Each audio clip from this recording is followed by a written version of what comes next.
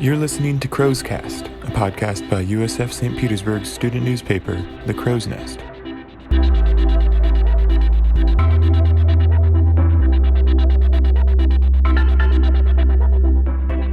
This week, we'll be discussing politics.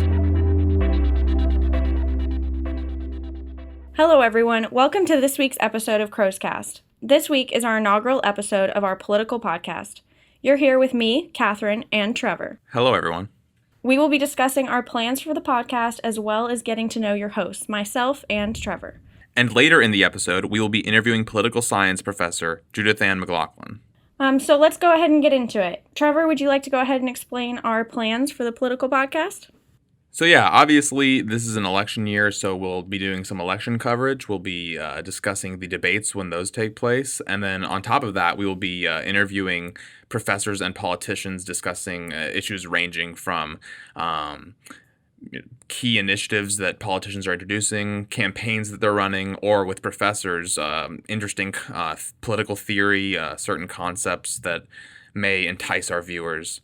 So yeah, it should be interesting. Yeah. And as well, we're also going to introduce ourselves. Since this is a political podcast, we're going to go ahead and get right into it with sharing our own political alignments.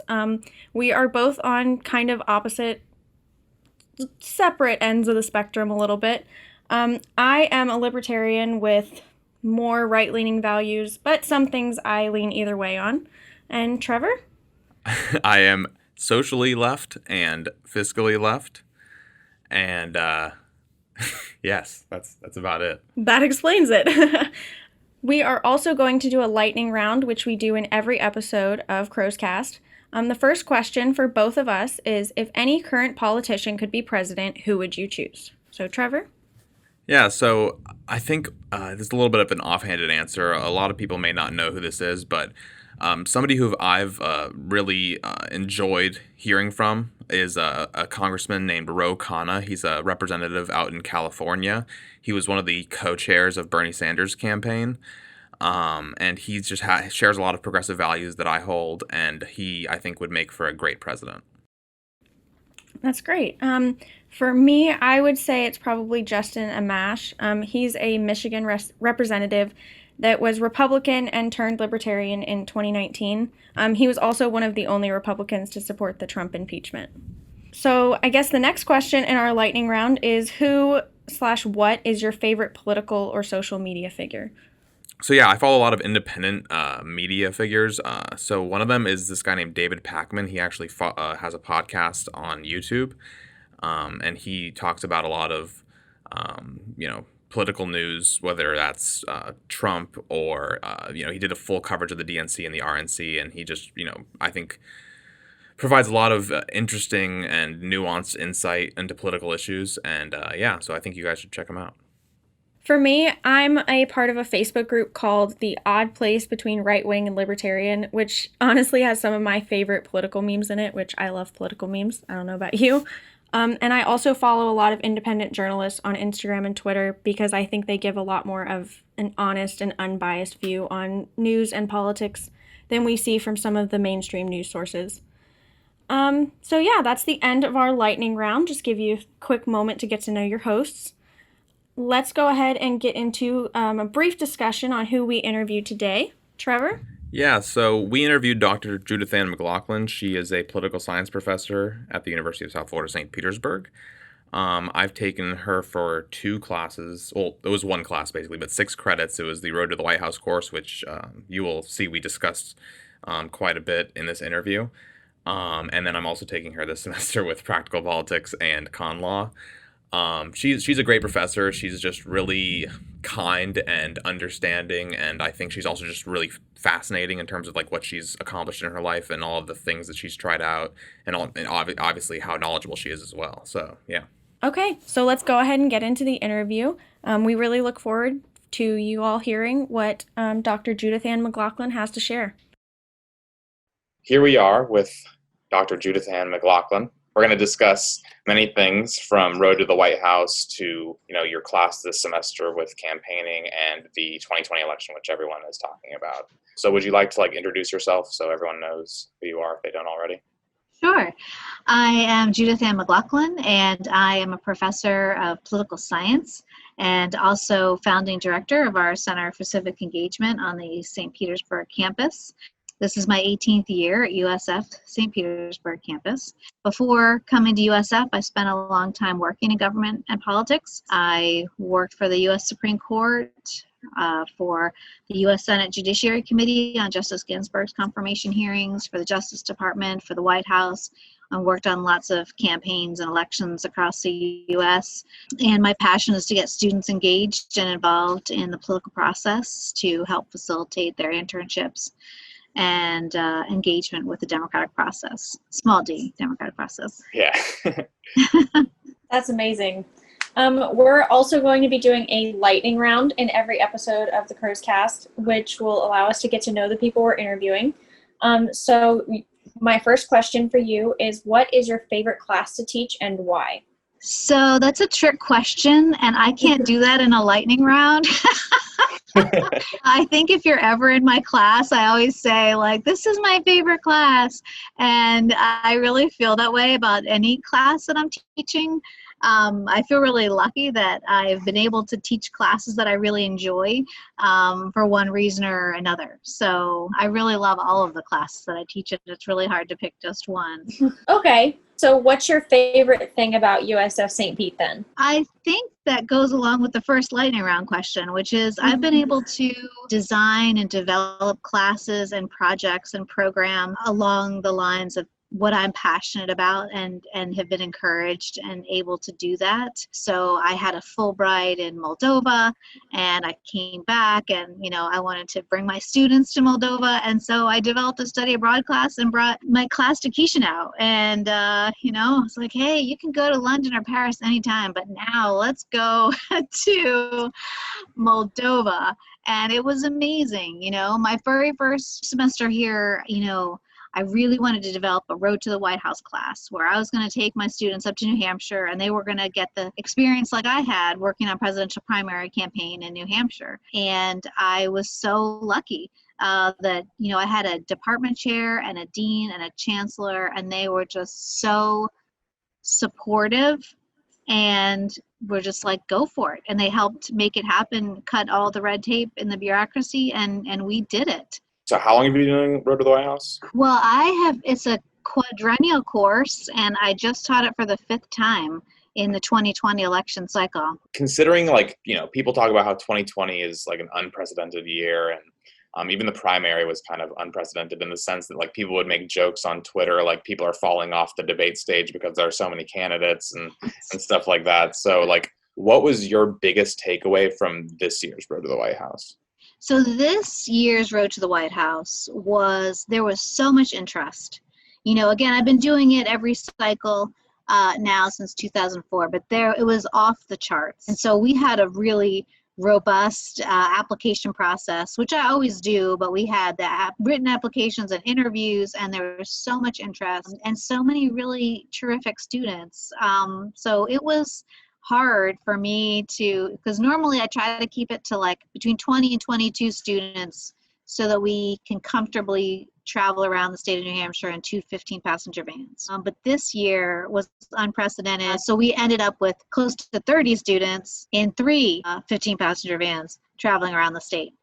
So we had 8 campaigns represented in more than 3 cities, because there were some campaigns where the students moved to different cities. So first takeaway, I'm not sure that was a lot to keep track of. Although if I look at the roster and I think who would I have eliminated, that would be tough. So, it was great to have everyone that we had and all the campaigns that were represented. But there are some logistical takeaways from that will go into my next planning process. Well, you already mentioned some of the challenges that went along, with having such a large-scale interest in this election. But what would you say was the most surprising part of the campaigns? What campaigns themselves surprised you the most? It's a good question. I don't know. I don't know that I was surprised. Yeah, I don't know that I was surprised. I remember the Klobuchar campaign. Yeah, so yes, as far as results, that was a big surprise. Yeah, and that kind of goes to show, you mentioned the debates earlier and how many debates the people flying off the stage. That debate really seemed to make a difference. Senator Klobuchar really did herself some favors at that debate and came off tough and strong. And the students who worked for Amy Klobuchar actually were inside. I was so proud. That was actually the first time we had some of our students actually in the debate, in the audience there at St. A's. And that was really exciting for them. And actually that primary night, I was with the Amy Klobuchar campaign and at their event. And actually our students really stood out because that was a smaller operation, and they were up on the stage, and one of our students was right next to Amy Klobuchar on the stage on primary night. And because it was such an upset with her coming in, third ahead of what people had projected or expected, our student from USF St. Petersburg was like on international news all the time on like constant CNN loops, and it was so exciting to see her there. And then after that event, they brought those two students back to the boiler room, and Amy Klobuchar like personally thanked them for all the contributions that they made to the campaign, and it was really incredible. So that was one of those things where as I said, this is the 5th time now, and I'm used to our students getting to do some cool things. Yeah, and one of the other campaigns that stood out to me that maybe in a bad way was Joe Biden's campaign. I mean, at least from the volunteers that I spoke with, they said that they weren't given many tasks. The grassroots operation really just wasn't, didn't match up to the others like Bernie and Warren. And I was looking at something on social media that was talking about Biden's win in Virginia on Super Tuesday, and it was talking about how like Bernie Sanders and Elizabeth Warren had like exponentially more like field offices than Biden did, and he still won by like a really wide margin. So what do you think Biden's victory says about grassroots campaigning? Well, one of the reasons why I developed Road to the White House and why I'm so passionate about bringing students to New Hampshire, even though Florida, in the general election, Florida is the battleground to end all battlegrounds. But why I like to bring students to New Hampshire is so that they can really roll up their sleeves and learn about grassroots organizing, because up there it is all about field. And even though the campaigns have gotten more expensive, and even though there's more on television, up in New Hampshire leading up to the primary, it's still a place where grassroots organizing and retail politics makes a big, can make a big difference, and someone who's got maybe less money and less well known could actually break through potentially. But field, in general, field makes a big difference in a close race. I got my start in politics, at least on campaigns in field. I'm really passionate about field and voter contact, and particularly like one-on-one conversations with voters and getting actual voters engaged in the process and caring about our democracy and caring about our government and who's leading it. But, at the end, there's all, from the field, there's always all of this stuff, right? Like in class, we talk about the air war and the ground war, and there's stuff out there that you can't control that's happening, the media and the messaging and the television, and there's a lot of things that you can't influence in the field. So your field operation can't necessarily overcome some of those barriers. At the end of the day, I think there's still a really important place for field. And I think that Biden is committed to having, a strong grassroots organization as we're working with the state parties around, the country, and certainly in the battleground states, including here in Florida, and that's really important. But in some of those states, at the end of the day, people knew Joe Biden. I think his message resonated. Full disclosure, I was supporting Biden, and I was a Biden delegate to the DNC convention. So I'm not trying to just give you the party line here, but I think it is what we saw, that people, the Democratic primary voters ultimately just wanted someone that they knew and could trust, and was an antidote to some of the divisiveness in politics today. And so when I went up in the fall, for example, like Elizabeth Warren, I knew she was going to have just an incredible field organization. I was like, if you want to learn field and grassroots organizing, like, she was going to have the best. I thought her field would go toe to toe with anyone else, right? Because she was just going to have such a great field operation. I loved that she had plans for everything, but if people don't agree with the plans, right? Like no matter how good your operation is, no matter how many doors you knock on, if people don't want to have, you know, a single payer universal healthcare system, like your field organization is not going to overcome some of that. So I'm not discouraged that, you know, that it meant that campaigns that had better field organizations didn't win, because I feel like field is still going to be really important. Well, speaking of the 2020 election, like you were just, you know, talking about, it's kind of been branded one of the most important elections of the decade. I've heard some even compare it to the election of 1860. So, you know, do you think that the 2020 election is going to be, you know, controversial, perhaps like the 2000 election? Do you think that that's possible? I think it is possible. I did work on the 2000 election. I worked for Al Gore, started in New Hampshire, and then I was in Maine, Pennsylvania, West Virginia, New Jersey. Then I was the state director in Oregon, which, by the way, was the first time we ever had 100% vote by mail election for president in the U.S. But then I came to Florida and worked on the recount here. And that's could be a whole nother podcast. I mean, you're going to give me nightmares. I hope it's not, you know, coming to that. But for me, the most tragic part of that whole thing was that, you know, about half the people voted, right? So I felt like that was a very sad day for our democracy. Not only the issue of the Electoral College, which is a totally different discussion, but just the fact that, you know, so many people did not engage in the process at all. So I guess my hope as an antidote for that this time is that people will register to vote. Here in Florida, they have only until October 5th, and that they will engage in the process and cast a ballot. You know, and with my students, that's what I want the message to be, to get involved in the process. And whoever they're voting for, you know, I just want them to be involved in the process. So I do hope we'll see an increase in voter turnout in 2020.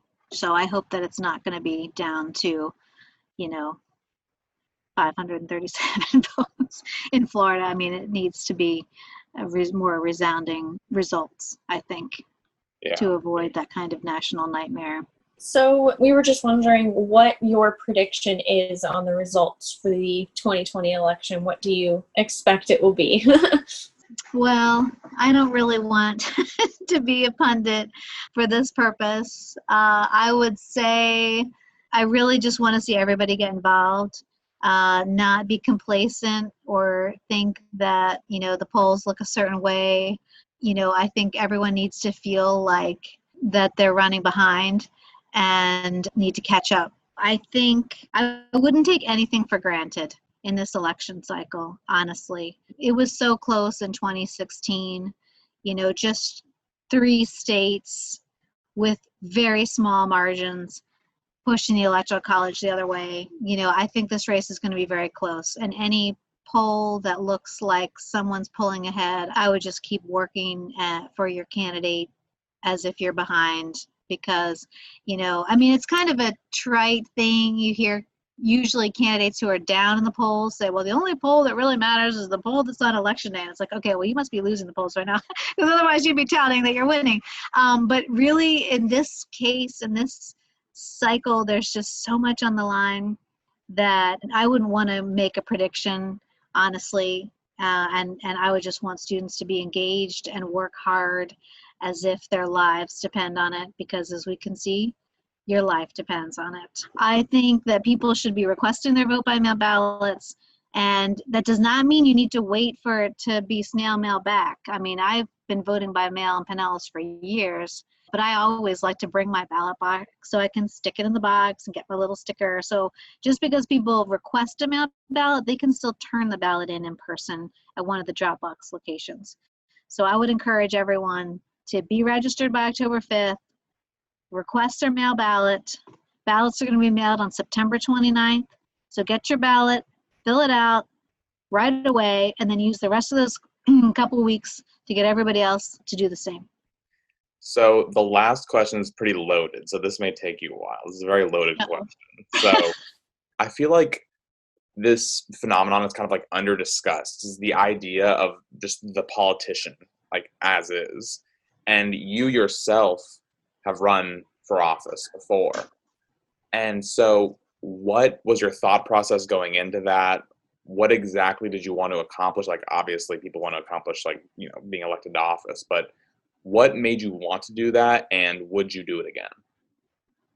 I worked on a lot of campaigns and worked in government. Probably always in the back of my mind, maybe thought, oh, maybe someday I'd want to run for. I mean, I was student body president when I was in college. I was always active in student organizations, and maybe it's something in the back of my mind. But with that particular race, I was running against the only person in the Florida Senate to vote against accepting the Medicaid expansion funding, and someone who had not been challenged in the past. And I felt so strongly about people having the ability to have access to health care. And this was federal dollars that would come to support the expansion of the Medicaid program that were being refused. And I thought that was unconscionable. And at the time, in the beginning, in a non-politician way, I was like, I don't know how he sleeps at night. So I felt like I just felt compelled. Now, the political scientist in me would have known, well, this is, I knew it was a non-presidential election year, so I knew turnout would be lower. I don't know that I banked on a 72-year low of voter turnout. I knew about incumbency advantage. I knew about the financial, as someone who's independently wealthy, multimillionaire in the majority party. I mean, the odds were really stacked against us, but I felt really passionate about the need to get in the race and perhaps overlooked some of those things. I mean, that should have been, it was, in fact, the only opportunity that the Democrats would have had to flip a seat that cycle. It was the only competitive race in the state. And it was really, really hard. There were negative attacks on me that were just astonishing. Anything good I had done in my life was made into a negative thing, and millions of dollars were spent pushing that out. So, I mentioned earlier being a Fulbright scholar. Well, that became liberal college professor Judithanne McLauchlan travels the world at taxpayer expense. That was on all the mail pieces. Well, I told you about the study abroad. Pictures of my students were in mail pieces from the other party. There were push polling calls, GOTV weekend, that independent voters were getting saying, would you vote for liberal college professor Judithanne McLauchlan if you knew she promoted underage drinking in her classes? Because, when we were in Moldova, wineries is like a big thing there. That was like their thing that they made during Soviet times. So we did go visit wineries, but there was no underage drinking in that class. But that's what they used. I was in the League of Women Voters. I used to be on the board of directors of the League of Women Voters. That's what they used on all the hundreds and hundreds of thousands of dollars in these television ads that said that I supported a state income tax. Well, I never supported a state income tax, which, by the way, violates the Florida Constitution. And by the way, I moved to Florida from New Hampshire, where I was working for Jean Shaheen for U.S. Senate, who also did not support a state income tax. But because I was in the League of Women Voters, and I guess 25 years ago, the League had put some report together about that we should reevaluate our tax structure in Florida that would include considering an income tax. That somehow got pinned on me. It was really painful. The only attack that I actually didn't mind, there was a lit piece that had a picture of me in a white lab coat with these like blue gloves on, looking like I was going to give a rectal exam. But that one was about the healthcare and my support for Obamacare. So I was like, okay, I'll go down on that sword because that's why I came into the race. And if you want to attack me for trying to make sure people have access to healthcare, fine. I mean, I have had some hard jobs, but being the candidate is a totally different thing when it's you on the line and you being personally attacked.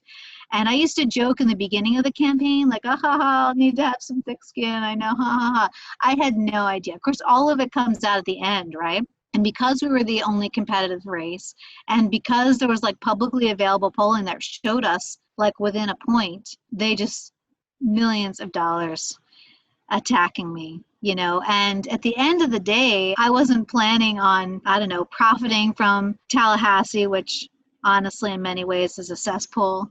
And, you know, I wasn't going to try to leave there and become some, you know, a well-heeled lobbyist or whatever. You know, I was planning that I would still teach, and I just wanted to try to have someone in Tallahassee who was making decisions based on research and data and in a thoughtful way, not beholden to special interests, but trying to make decisions that would be for the best interests of the people, well, here in Tampa Bay, but in the state of Florida. So it's a tough question. So I guess I don't regret running. I mean, what did we get out of it? We were able to bring attention to those issues, namely on healthcare in particular, but also education and the environment. You know, I mean, oftentimes, like, I'd be the only one at these candidate forums, so we had a platform that we could talk about that. But it's really hard, you know, it's hard because, you know, if you don't have the money to get your message out. I probably shouldn't have picked a non-presidential year to run against a well-funded incumbent. But I guess I'm not sorry because, you know, it was important that we brought attention to those issues. Obviously, we still need to do more to expand access to healthcare. Would I run again?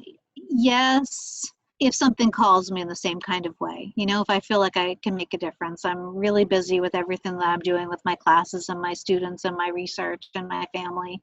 But if I felt like there was an office or a race or something where I could really contribute, I would consider doing it again. But I do hope that my students will consider, you know, again, we need more young people. I felt like a voice that I would bring to the table is someone who's a working mom. And I, you know, realized every single day on that campaign why we don't have more women and why we don't have more moms and why we don't have more working moms in office, because it's really hard to balance. I mean, it's hard to balance having a job and having a family anyway, let alone putting a campaign on top of all that. So I just felt like working families needed representation. Do you think the financial toll that, you know, people take through running campaigns really discourages like working people from getting involved? And would you support like public financing of campaigns? Like, do you agree with that? Yes. And it's kind of funny because early on was not a big issue for me, campaign finance. And I worked on campaigns for a really long time, not thinking that it was the most pressing issue. You know, even in that Gore versus Bradley primary, that was a big issue, campaign finance. But I thought of all my years working in government and politics, like I never saw that people were corrupted or, you know, making voting certain ways because of the donors. And I just thought I'd rather fight for the improvements to education and healthcare and the environment, things, and not worry so much about campaign finance. But well, since 2010 and Citizens United and some of the changes that have happened, now I really do feel like we are threatened.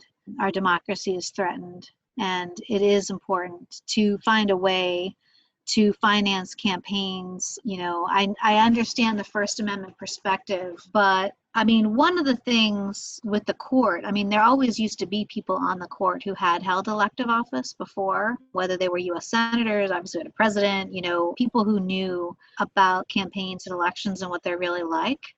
And I feel like that decision had a naivete to it. And it's fine to say that the First Amendment protects people's right to speech, but at the same time, we have a system where we're only hearing the perspectives of people who have the money to fund that speech, and then there's other speech we're not hearing. So how can we make sure we hear all the speech that we want to hear? So I feel like we do need real reform in that area because we're not able to fully live up to our democratic ideals if we don't.